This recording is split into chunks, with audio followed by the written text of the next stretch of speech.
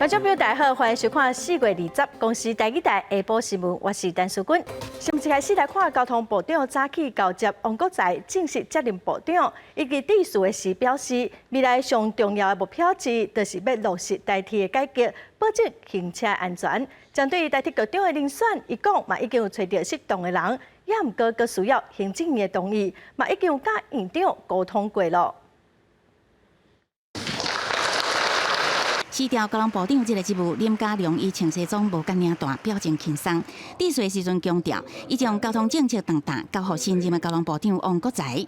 正式接任交通部，王国材上台致辞，立刻宣布8大目标，其中首要目标就是落实台铁的改革，确保行车安全。这个改革一定是3赢啊，一个是乘客赢，一个是台铁本身赢，一个是员工赢。员工不会在改革中少了一点点他的福利或应有的待遇哈，也是我们对社会大众的一个承诺啊。改革让他有基本安全这件事情哈。 若是外界质疑台铁局已经3个月无局长，王国材表示已经决定人选，最近就会甲伊协谈，到听到行政院通过了后就会确定。因为我已经找到台铁局长了哈，我要把他签上去。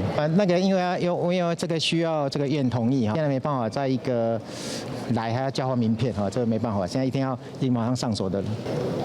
我初步是希望内升。 8大目标除了台铁改革以外，也包括着完善便捷交通网。过去提起着西部高铁、东部快铁，伊也新增加要求东部快铁嘛爱安全，也加入其完成通机场建设之外。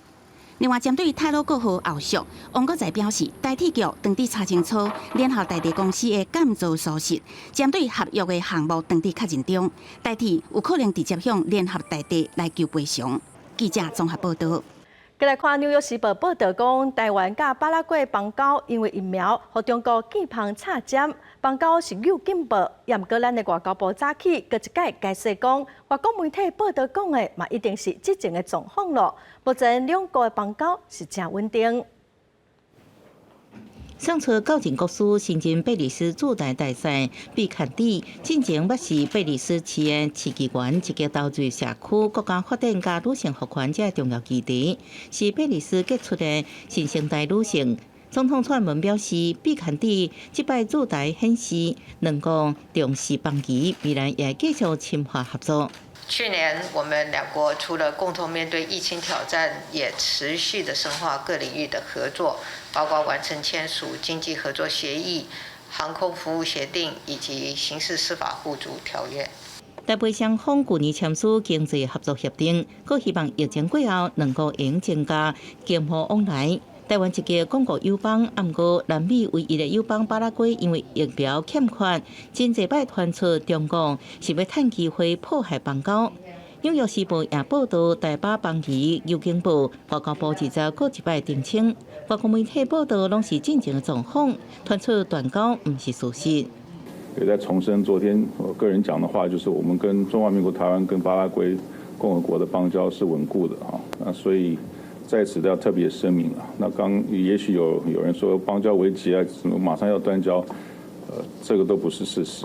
伊在内捌做驻巴拉圭大使，真侪摆为台巴友谊背书。即马外交部也公布新的人事命令，伊将新任外交部处长继续负责拉美事务，商务处长周立杰将外派阿根廷，拉美市长由前驻萨尔瓦多大使贾表宏来接任。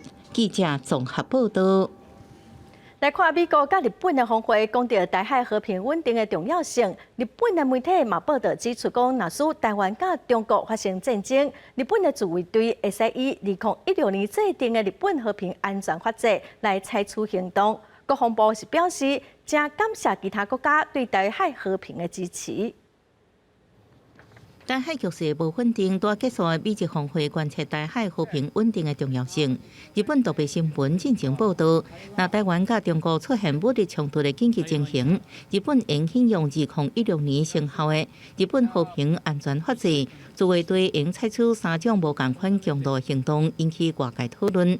国防部回应，台湾海峡区域稳定是印太国家共同的愿望。也很乐见我们有其他的国家对于台海和平的一个支持。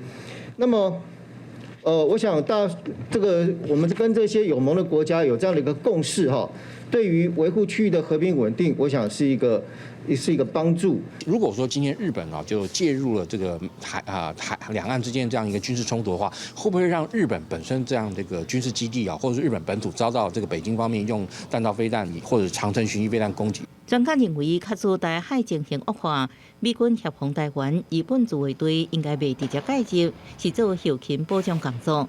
另外，国军为提升后备战力，要新增防卫后备动员署派上12地方强力义勇，到阵参加灾防演练，验证战时灾害抢救能量。这强力义勇今年10月到日，以后备军人为主的动身演习备受关注。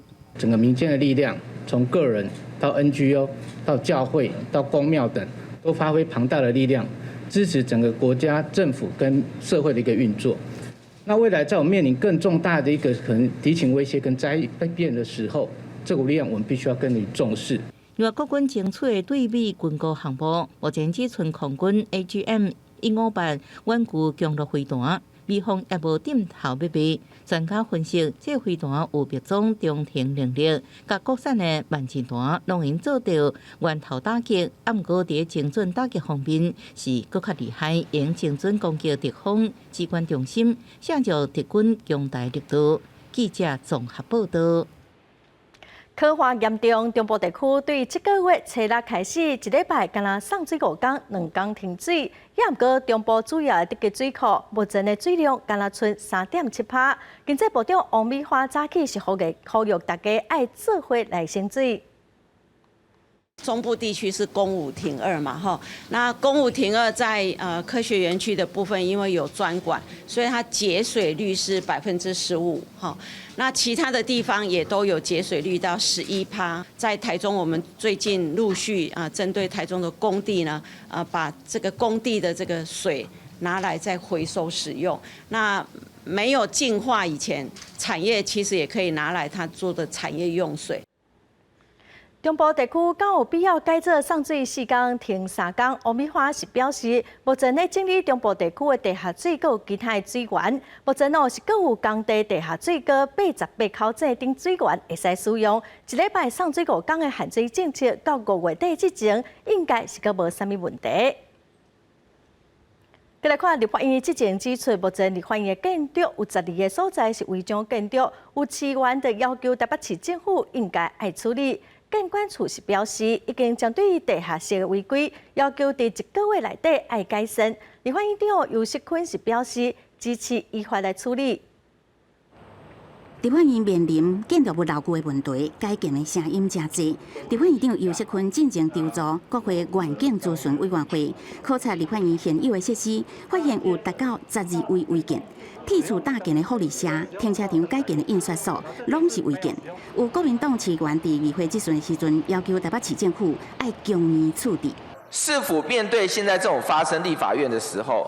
那是否要不要处理这件事情？上礼拜已经有去看过，那确实是违规，所以这部分我们已经开出查处书。立法院的地下室公布印刷所原本是做停车场，却是违规做印刷所，印制大量艺术文宣。台北市建管处表示，已经针对地下室违规开这个查处书，要求立法院1个月内限期改善。立法院长游锡堃表示，国会会所是民主的象征，违建问题需要国人共同重视，支持依法处理。国会不能置外于中华民国的法律之外，到底有哪一些地方是不符合法律的规定，我们都会支持依法处理。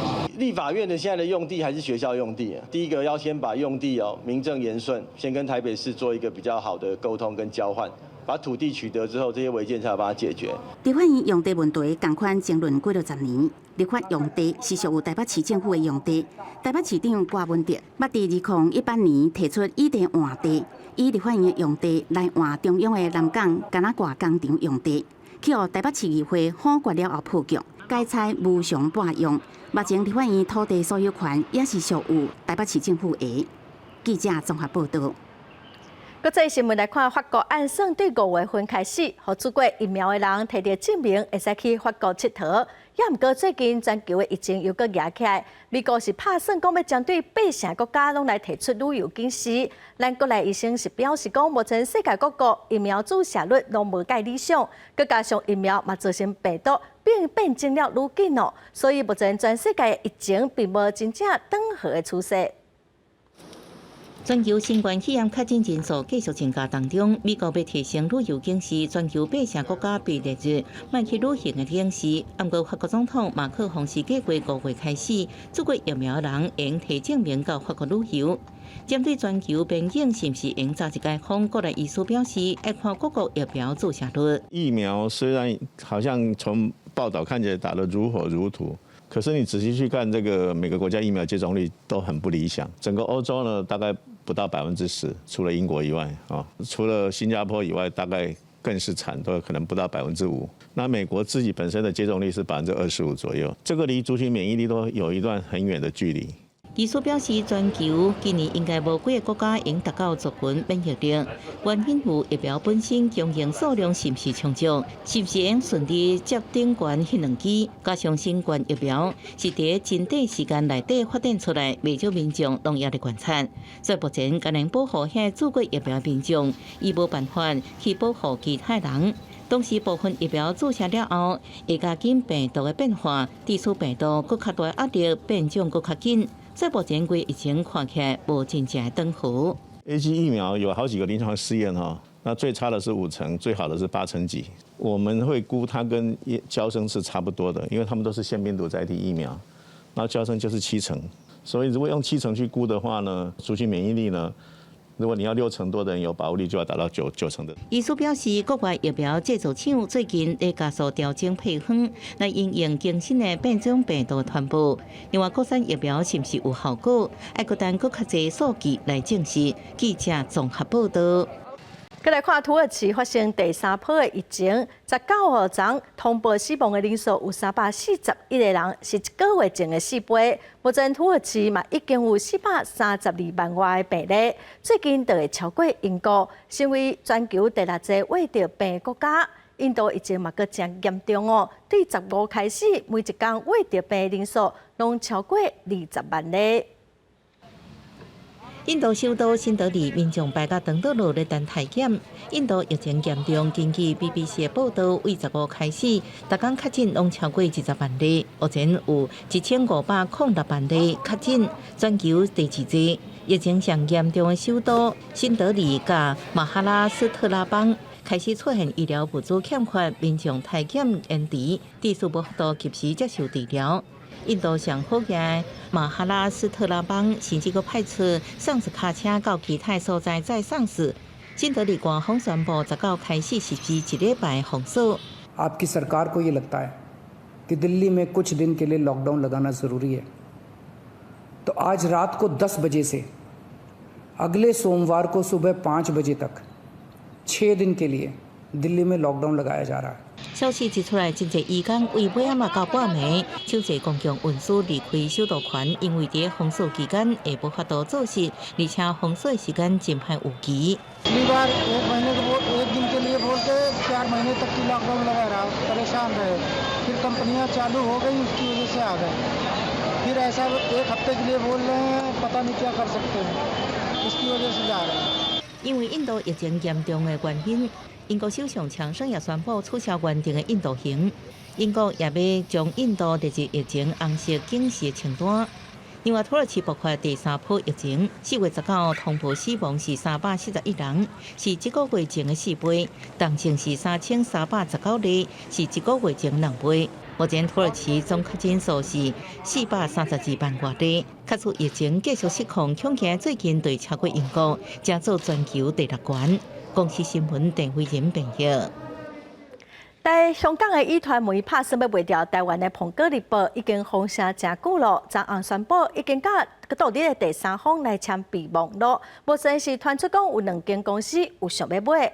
虽然目前阁无进一步的消息，嘛还未确定讲是啥要买哦。也毋过外界是真关心台湾的苹果日报敢会新裁员。台北市劳动局是表示，目前台湾的苹果日报有757名的员工，要大量裁员，必须爱事先通报。苹果日报最近是有通报4月底要资遣11个人，目前拢是正常合法的状况。再来看台湾铜锣湾册店的店长林英基，去年4月份，互人判有罪，2个嫌犯伫1审互判3个月甲4个月，今仔2审该判6个月佮8个月哦，专案会使佮上诉。台湾铜锣湾册店的店长林英基去互判有罪的代志，台北地方法院1审以伤害罪判姓陈主嫌4个月刑期，也那2个姓陈的嫌犯是判3个月刑期，拢会当易科罚金。专案上诉到高等法院，20日时阵，2审改判姓陈主嫌8个月刑期，也那姓陈的兄弟啊，一个判6个月，一个判7个月，其中迄个小弟会当易科罚金。被告等人与他素不相识，也没有仇怨。竟然以此暴力方式手段犯本案之罪，更有起而效尤者，对于台湾社会善良风气以及自由民主精神，造成了不良的影响，不宜轻纵。合议庭指出，判有罪的代志对林英基造成精神的伤害，致使伊达不时就烦恼会去互紧张，人身安全受到影响，斟酌双方的身份、社会地位、知识的水准、甲经济状况等等，认定1审是判了伤轻。对林英基来讲，这个判决嘛无公平，而且嘛无符合罪行相当的原则，因为安尼决议加重3个人的刑度。针对判决的结果，林英基是表示以后会当接受。以前因为是没有不用坐牢嘛，我们从来没不知道也没看见，违反这个伤害这个人的行为是要坐牢嘛，那先有一个好的开启嘛。这个案件发生在去年4月份，姓陈被告因为不满林英基持续宣扬香港问题理念甲诉求，甲姓陈的兄弟啊，伫台北的咖啡店跟踪林英基，而且甲伊破红色的油漆。即马专案上诉到2审，不过因为修法的关系，这个案件会当继续来上诉。记者综合报道。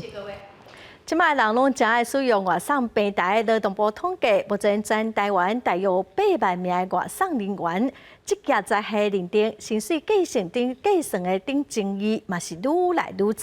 外送员是打算要成立工会来争取权益，嘛呼吁劳动部爱提出办法来保障外送员应该爱有的权益。外送员主工会，外送员主工会。各大外送平台的成员派外送的箱仔去劳动部头前讲要组工会，抗议因工作的时阵，常在拄到公司各方面要减薪水，也有职业灾害风险等等的情形。擦撞啦，就是还好，小车祸我们都自己处理啊，因为如果你反应次数多，他就会把你停权。外送员工作的时数真有春秋，若想要趁钱趁较济咧，就加接一高单。不过，若是去拄到车祸、职业灾害，还佫会烦恼讲家己会去互停权，袂当佫接单。所以，若是小可侧伤这种的，因就会家己处理。原本只要是拍拼上班，就会当有袂歹的薪水。不过，即马因为外送平台算薪水的方式有调整，领到的薪水却愈来愈低。比如说1个礼拜我跑110单，可以到9600块。那我现在跑到164单1个礼拜，那只有9000块。浮动的部分是随平台想要看就看。以优平台来看，台北、新北家人平均基本走一抓，伫2019年还有65至75块，2021年4月份改制了后，敢若剩43至50块。也若 F 平台伫中南部的都会区，2019年走一抓上加是70块，2021年敢若剩44块。后来因为外送员抗议，才宣布要起薪水。我是因为要为了更公平，让远单价钱加更多，才做这样子的减薪动作。可是与事实完全不符。我们伙伴发现，平均都被减了1到3成。把契约全部改到从表面上看起来像承揽，实际上我们外送员自己能够决定的部分有多少，共用跟承揽是一个问题。批。外送员甲工会指出，为了要争取劳动权益，决定要做全国外送产业工会，希望会当招搁较侪成员。因那劳动部嘛回应讲，要做工会因是乐观其成，嘛已经修正相关的安全指引。目前伫咧职灾保险法的草案当中，嘛会建议扩大纳保的对象，也佮有提升给付的保障。嘛呼吁业者爱甲工会来对话，讨论合理的费率甲保险，才会当达到双赢的局面。记者综合报道。全民健保已经开办25档哦，种种的资料是研究正重要的资料库。健保署最近半档嘛整理出超过6500篇使用健保资料库写的论文，嘛开放查询，希望会使来帮助台湾的医疗品质甲相关的研究。找找健保署的官方网站，就已经将学术研究的资料看甲真清楚，甲过去学者利用健保资料库所做的学术研究无共款。资料大部分分散伫每一个图书馆或者是网络顶悬。经过健保署将近半年会诊，为即麦开始公开伫健保署的网页，互学者、医界或者是民众查询资讯会更较方便。在 Google 上面，或者在一般的图书馆的资料里面，你打了字了以后，你还要慢慢自己去收集哈。可是那个就是出来的文章，当然是那个类别很多哈，不一定纯粹是我们台湾人的资料哈，因为这都是从我们的健保资料库里面去收集来的资料，所做的研究哈，所以我是觉得应该会帮忙很大。为民国94年到110年3月底，国内学者利用健保资料库所做的研究，发表伫国际期刊的论文有6550篇，亲像伫3月份发表的临床流行病学期刊的一篇论文，研究人员就是利用资料库当中，医疗院所申报资料、甲检验检查的大数据做比较，可以去侦测疾病相关的生物标记，还是可以再进一步去分析说这个疾病的严重程度。那这个分析的结果呢，经过这个学术的这个研究之后呢，可以进一步的提升医疗机构申报的资料的正确性，以及提高我们的医疗品质哦。健保资料库主要内容是医疗院所费用申报资料所组成，资料侪又搁复杂。即马使用者伫页面输入关键字、作者刊文或者是期刊的名字来找找，当看到相关的学术研究，健保署希望未来对及时疫情监控甲探讨疾病风险应有帮助，创造资料库更较侪价值。记者综合报道。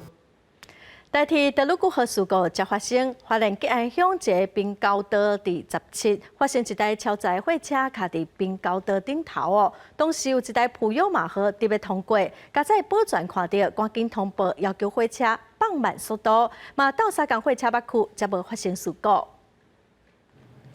17下晡2点22分，花莲吉安乡永兴至滨高道有一台载囡仔的厝流浪的货车要经过，因为伤过悬卡掉咧，货车就安尼停伫滨高道顶悬。当时的保全赶快冲到平交道旁边，然后大喊火车快来了。那我看货车司机试图往前之后，好像没有办法往前移动，然后他倒退到栅栏之外之后，那就听到那个火车要过的声音。就伫保障员是紧急开关90秒一台起，大东的普悠玛号通过滨高道，货车顶员司机因为接到无线电通知放慢速度，成功阻止这场灾难。发生状况的时候，一定要去按那个铃，因为按那个铃就代表说会通报说当时准备要过的火车的那个驾驶，因为这种状况是比较少，可是又是在分内的工作。事实上，这永兴至和滨高道顶个月，才有一台大卡车伫这顶悬害去，也是靠这位保全人员才阻止货车去弄掉。这边常发生啊，我来碰到好几次了，那火车就已经快要来了，车子还在那边，还卡在那个平交道那铁轨上面呢。铁路警察局表示，自从东部铁路电气化了后，沿路滨高道拢有设4.4公尺悬的限关门，不过也是有驾驶想要弄过去，已经为监视器通知车主到案，故以违反道交条例罚900到1,800。记者综合报道。来看台中捷运绿线25要正式通车，开始收费。试车以来已经有186万人坐过，叶昆的一天有10万人次。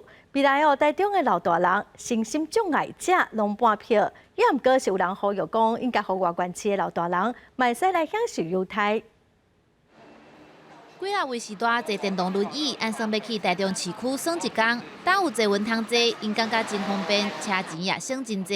这个月做了蛮多次的，因为我很方便，以前我都是开那个车子。因为我们来的机会就会比较多，来的意愿就会比较高。哦，是，所以不应该分说，好比说市民啊或者外县市啦。对对对。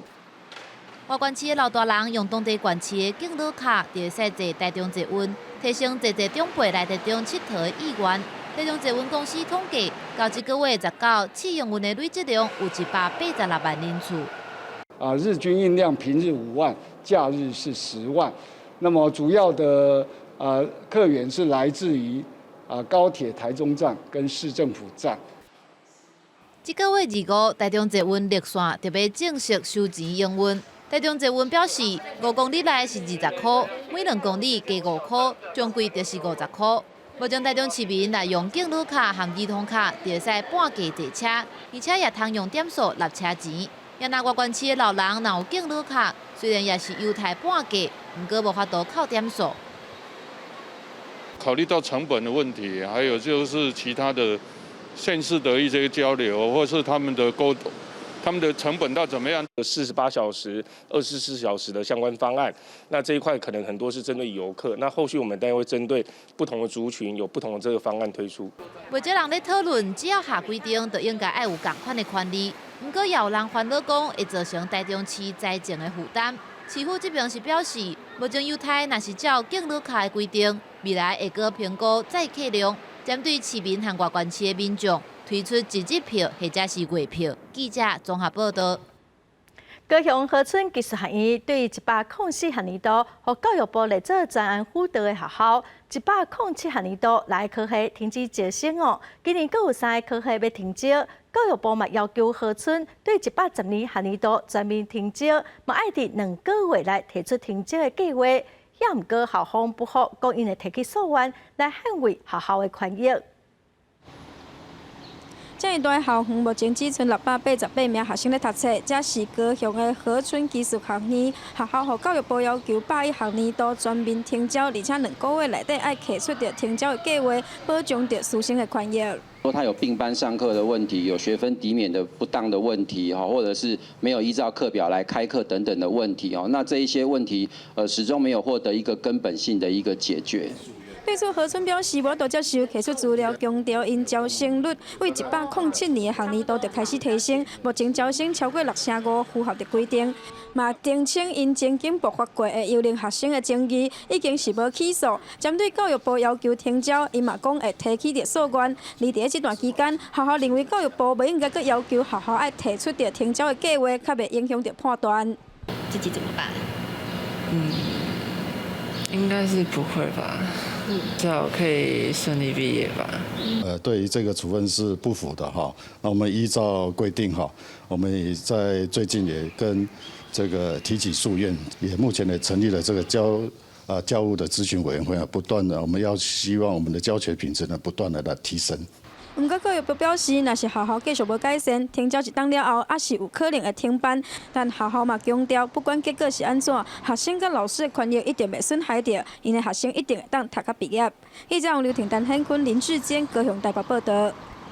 昨暗伫嘉义的民雄一大火收场火灾，火阁看了真紧哦，因为4颗也无水通拍火，消防人员1公里远摊水线到火场，加在是无民众着伤，也毋过一个消防人员拍火时无细力，互消防设备拍着头着伤，送病院治疗。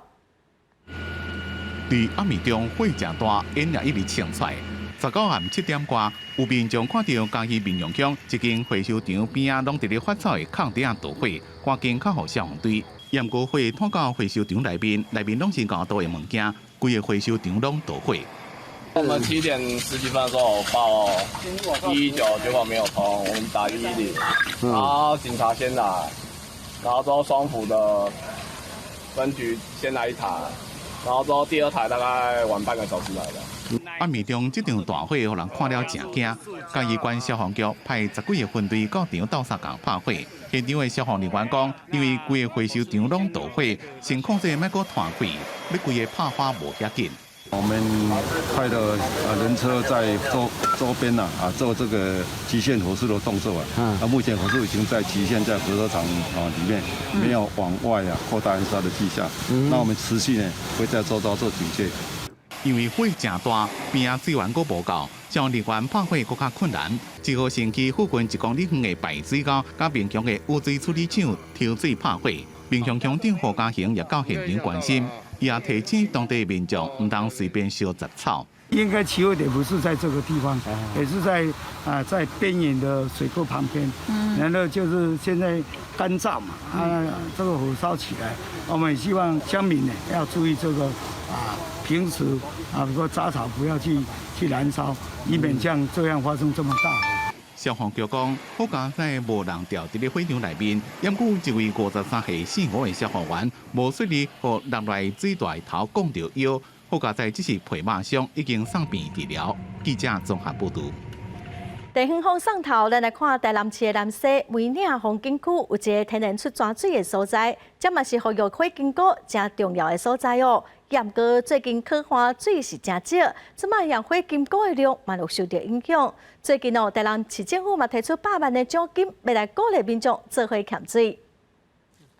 30多年来，一直有泉水问出来的所在，竟然嘛无水啊！即嘛敢若剩小可淡湿的土吧，边仔遮泉水的广线，即嘛是规个大起皮。这规港的泉水直接涌出来，热天拢会溢出来伫咧路面，叫即嘛规个拢发臭啊！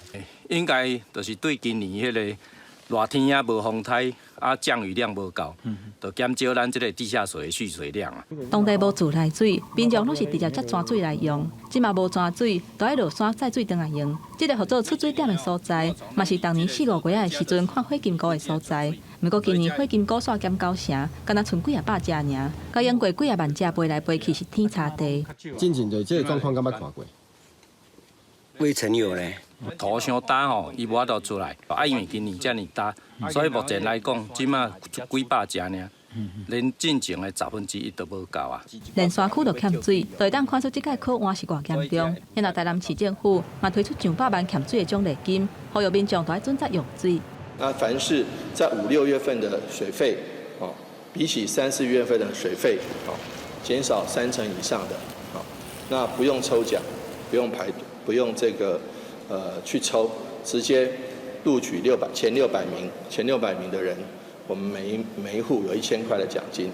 台南水井灯号已经进入规工都要减量供水甘仔式灯号的阶段，工业的省水率嘛为7%提高到13%。台湾当拄着56年来上较严重的考验，呼吁民众都要准则用水，才会当度过这个欠水的危机。记者综合报道。来看中立火车头边的铁道仓库，是日本时代建筑，已经有80多年的历史。其中的第4号、佮有第5号的仓库保存了上完整哦。也毋过因为铁路地下化，本地可能会拆掉，艺文团体提案要保留。今仔是进行第3届文化资产的会勘，文资委员讨论了，才做出决定。厝内保存完整的茶园厝，中立火车站边规排铁路仓库是日治时期所兴建的，有80多年的老历史。原本因为铁路地下化面临风铁道的危机，经过艺文团体提案，20透早文化局招文资委员进行第3次文化资产的会勘，也让仓库的保存看到希望。开发跟这些文字的保留，我们觉得可以并存啊。那今天我们会非常尊重文资委员的意见。我们行政部门只是架设这个平台，审议委员会在他们各自陈述完他们的立场跟意见之后，做出一个最综合的考量。文化局表示，尊重无共领域的学者专家意见，到尾进入审议大会来决议。代替也讲，无论是婴仔拆除了后，刷来未来中立新车站，伫开放的空间做艺术展示，也是讲伫现地甲保留，这拢尊重文资委员的意见。艺文团体是偏向现地保留。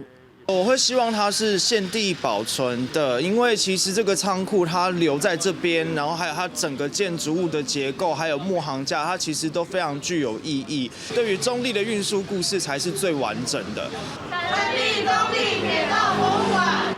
艺文团体表示，目前依照文资法造册追踪的第4甲第5号仓库，占地面积上大，保存上完整，有伊重要的历史意义，具有成为文化资产加铁道博物馆的潜力。目前也有80多个艺文团体4000多位人数，希望仓库会当留落来，变作艺文展演的空间。记者综合报道。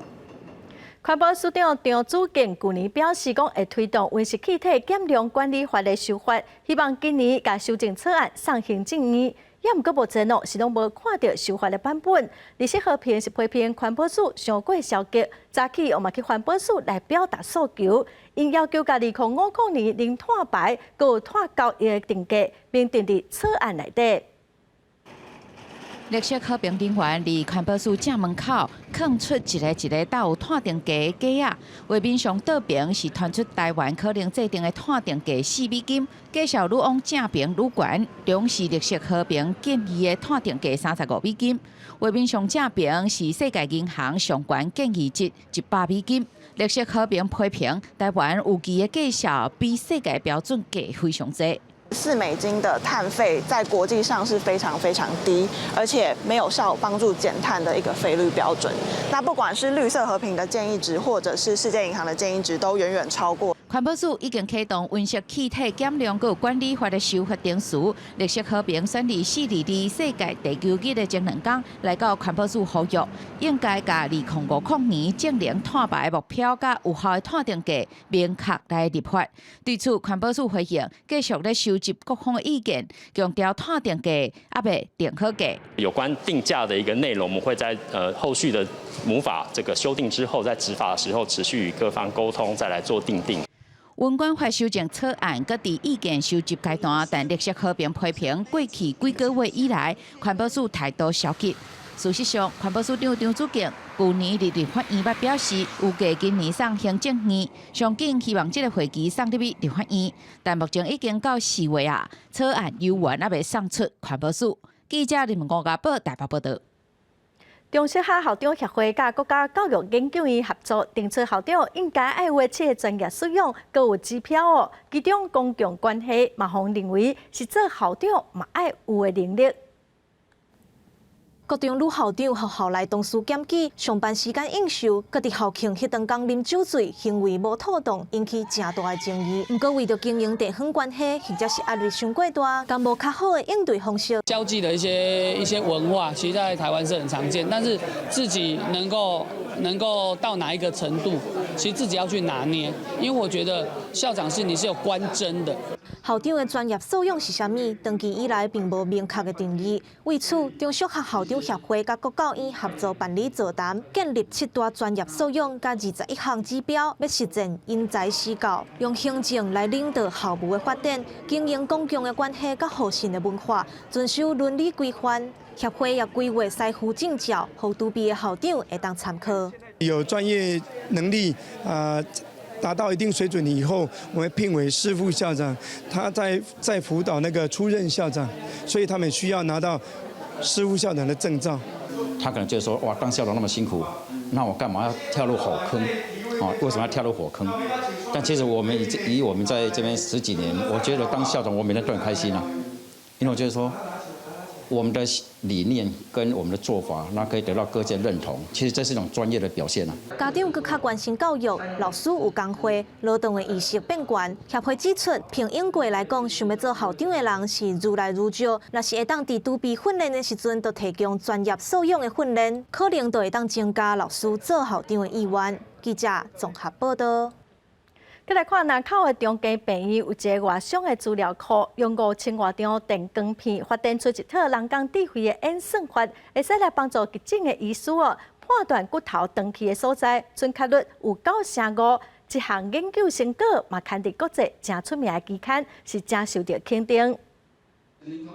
进前一个工人为真悬的所在搬落来，正边的大腿骨骨折，而且血压一直无稳定，送医治疗也是找无正确的病因。转院时阵已经半昏迷，后来再经过上新的 AI 人工智慧辅助诊断，发现患者除了倒边的大腿骨骨折以外，另外倒边的体骨骨盆骨折有大出血现象，即时止血了后，患者血压总算回稳。隔天接受大腿骨的手术，才将伊为几2关前抢救回来。骨盆骨折是会大量出血的一个问题，所以如果说我们专注在处理他的大腿骨骨折的话，那这个骨盆骨折可能就会造成大量出血休克。医疗团队表示，骨盆骨折出血随时会无性命，是外伤当中上致命性的伤害。过去 AI 演算法大部分是针对单一部位、单一伤口来进行分析研判，有伊的局部性。不过医疗团队收集外伤的资料库，过去10年达到5000张骨盆的电光片。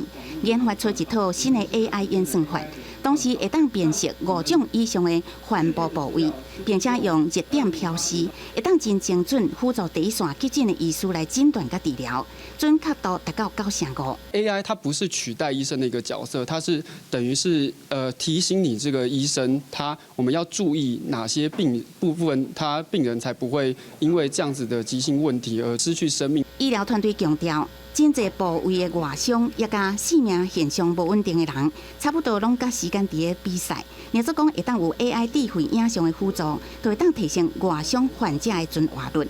未来这套系统会当运用伫咧胸坎甲腹肚外伤的患者，解救更较侪患者的性命。记者综合报道。台湾做的贵族传统的婚礼特别是团台东大学成立台东义乡博物馆，经过2档的调查，帮助金峰乡嘉南部落，甲有100档历史公主出嫁的时阵，这桥佮有仪式拢找回来。这顶桥嘛，正做是博物馆头一件的收藏品。这块顶悬有刻白玉丸的图的茶房啊，是白玉丸的贵族娶新娘的时阵用的桥。4个白玉丸的勇士，甲这个桥扛入去新娘房，准备要娶新娘。娶新娘的时间一个到，女方这边就会派侪侪族人站伫门口，一方面是要防止抢婚，另外嘛有要甲新郎压落底的意思。要求新郎顺利入去了后，就甲跪伫这块茶房啊顶悬白玉丸的公主带转去处理。这是已经有100年历史传统白玉丸的婚礼。经过台东大学推动的台东义乡博物馆的计划，用2年的时间做田野调查，请雕刻师照头一辈讲的刻出传统要娶亲的桥，再搁由附近滨部部落的女头目来示范，重新甲金峰乡嘉南部落传统贵族才有的婚桥仪式找到倒来，这族人是感觉真甘心。今天板子弄得比较漂亮了，以前我们的板子就是很普通的板子，它今天板子有雕刻，很漂亮。我们很肯定的呢，都超过100年。那到底它这之前又能够往前追溯到更多久？我们现在还不知道。蔡进士讲，在调查的过程当中发现讲，传统白玉丸这种用贵的娶亲的桥，后来发展做早期有刻百合花用这个桥，一直到现代用竹仔编的桥，拢总有3种。这个是头一件义乡博物馆的收藏，不过博物馆都是部落，因袂用来做展览，是要发挥更较大的文化传承的功能。未来嘛会提供给游客来体验，促进台东的观光。记者综合报道。台湾头一间国家级的历史文化中心台北馆将开幕，头一档的展览展出真侪日本时代台湾的影像，未来嘛希望讲会使来正做历史艺术教育的基地。1884年的法国军舰，也有1875年的日月潭。这批19世纪的台湾相片是早年外国摄影师伫台湾翕的。规划展览的林鸿忠老师表示，希望透过外国人看台湾的角度来理解相片背后的权力关系。像讲19世纪的迄阵台湾的所有的摄影，拢是迄个外国人，大部分拢是西方人来台湾翕的，所以讲伊翕的，就是要翕互西方的观众来看。所以讲这内底有牵涉到你讲，到底西方人安怎想讲台湾的影像应该是安怎做的？所以讲这内后面是种影像权利的关系。这挂珍贵的相片目前伫国家摄影文化中心台北馆展出。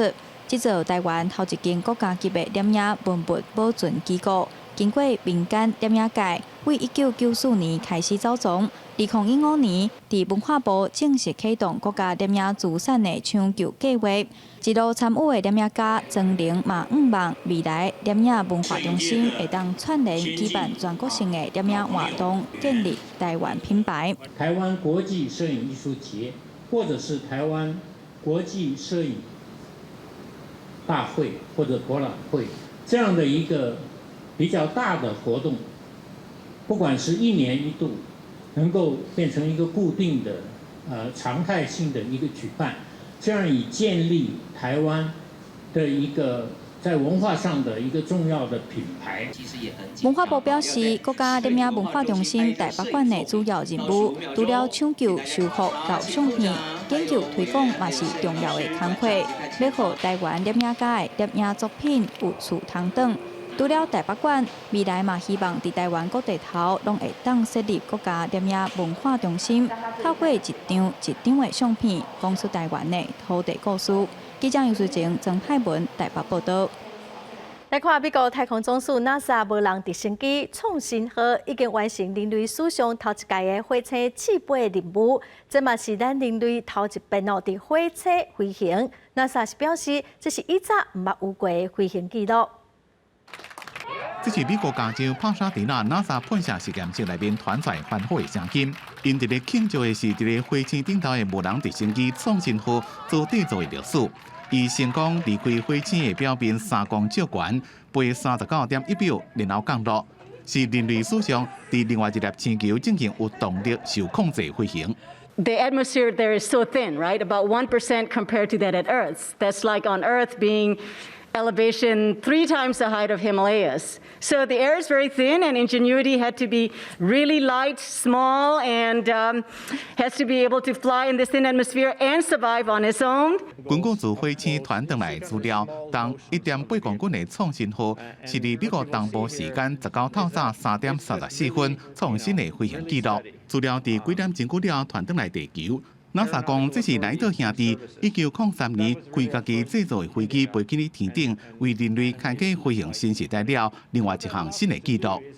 Ingenuity is quite different. It had to be designed from the ground up for a very alien, very harsh environment. We don't have drones that survive minus 130 degrees Fahrenheit at night. 这边试飞主要是要做技术的展示，创新号有法度飞90秒钟，返回300公尺。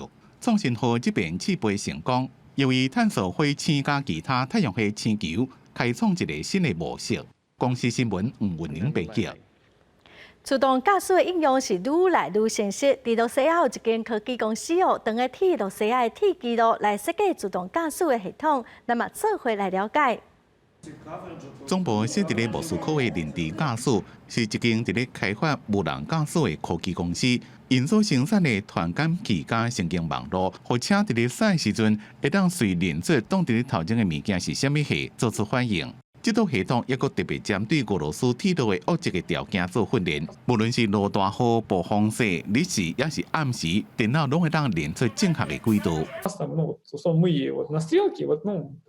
развилка, да, направо-налево. Дальше она строит гипотезы, и эти гипотезы очень быстро сходятся к одному из 2 путей. То есть куда бы ни был, то есть вот есть разброс очень большой точек GPS, и потом благодаря дополнительным данным самой технологии, то, как она работает, она сходится к одному пути, это происходит очень-очень быстро, и это позволяет себя верно спозиционировать. Появилась еще одна пара умных глаз, которые не устают и наблюдает за всем, что происходит вокруг. За сигналами, людьми, за светофорами. Особенно это важно при маневровой работе, когда характер работы монотонный. 另外，这间公司所开发的自动驾驶采收车，去年就已经开始运用在咧农业方面。По всей России имеет там одного или несколько агроботов, то есть и уже по результатам 2020 года более 770 тысяч тонн зерна собрано роботизированным способом. 所来因计划要伫咧中国、美国甲巴西这款有大面积农业的国家设分公司，也按算2023年开始公开募股。公司新闻王慧文编辑。下晡半天气，咱来看各县市详细资料。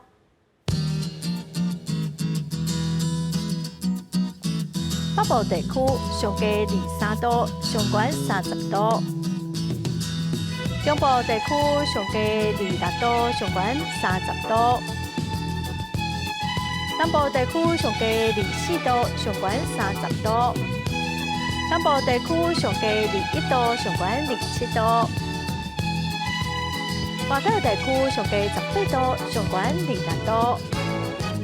感谢观众从收看公视第一台下晡新闻，我是陈淑君，明仔载下晡3点，咱再会。